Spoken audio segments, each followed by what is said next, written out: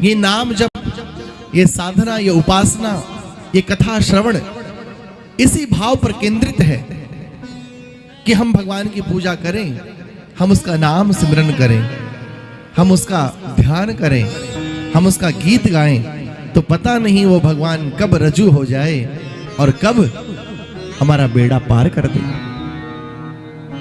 भगवान कब नैया पार कर दे, भगवान कब हमारी बिगड़ी सुधार दे।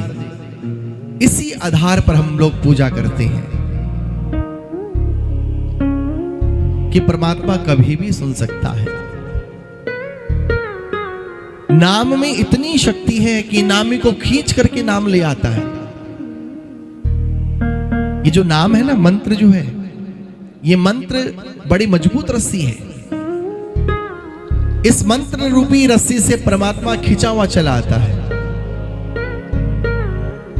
और यदि वो नहीं आया तो हमारा क्या, उन्हीं का नाम बदनाम होगा। नामी को चिंता ये रहती, नाम ना हो बदनाम, द्रौपदी ने जब नाम पुकारा झट आए घनश्याम। वो दौड़ा दौड़ा आ जाता है। कोई व्यक्ति दुनिया में ऐसा नहीं होगा जो ये चाहेगा कि मेरा नाम बदनाम हो। तो परमात्मा क्यों चाहेंगे? यदि वो नहीं आया तो हमारा कुछ नहीं जाएगा, तो फिर बदनामी भगवान की होगी। ये मंत्र में वो शक्ति है, इस नाम में वो शक्ति है कि उस नामी को खींच करके नाम ले आता है। शबरी के गुरु थे मतंग ऋषि।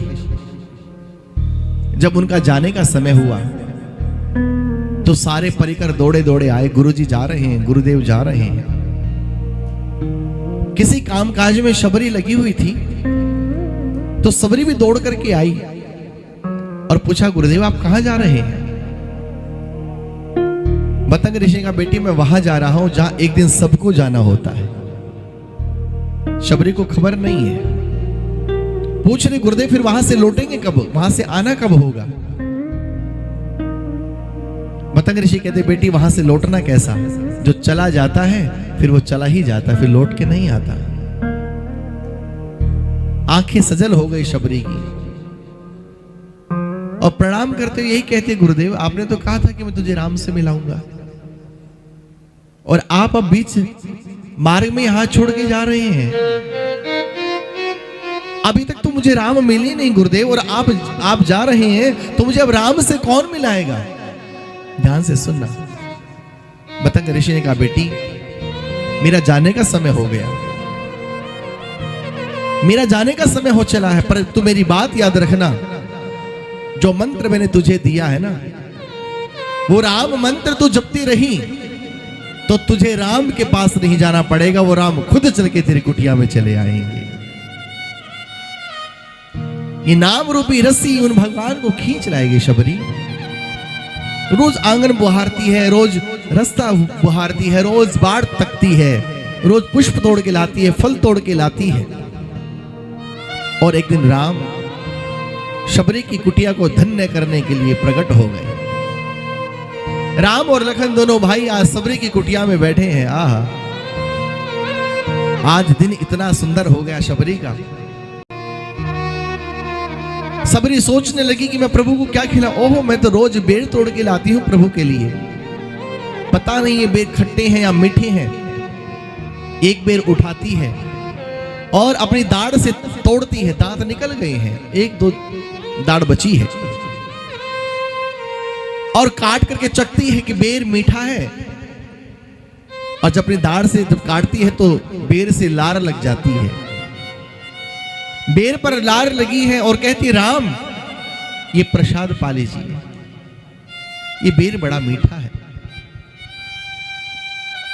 लक्ष्मण जी ने देखा कि शबरी ने जो बेर काटा है अपनी दाढ़ों से, उस पर लार लगी है, और लखन ने राम जी के कंधे पर हाथ रखा, भैया ये बेर लार से सना हुआ है, ये झूठा है, मत खा।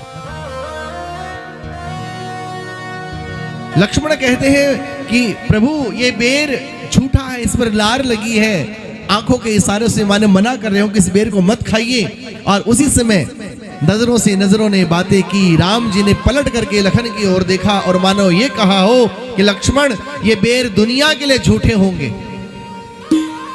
ये बेर जिसे तुम कह रहे हो कि लाल से सना हुआ बेर है, ये बेर दुनिया के लिए झूठे होंगे। ये बेर इस राम के लिए झूठे नहीं, इस राम के लिए बड़े अनूठे हैं, बड़े अनूठे हैं, इसे खाने दो। भगवान चले आते हैं, बस पुकार सच्ची होनी चाहिए। पुकार यदि सत्य है तो परमात्मा कहीं भी और कहीं से भी प्रकट हो जाता है। हरि व्यापक सर्वत्र समाना, प्रेम से प्रकट हो ही मैं जाने।